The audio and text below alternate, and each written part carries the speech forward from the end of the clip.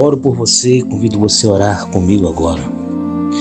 Que o Espírito Santo desça sobre mim e a minha família e nos proteja em mais uma semana.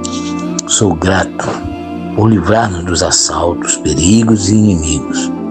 Sou abençoado por estar com saúde.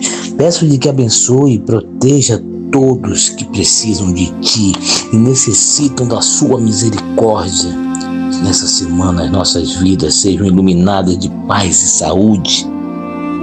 Que nossos dias sejam prósperos de esperanças e que o Seu amor infinito possa nos perdoar e salvar-nos de todos os males.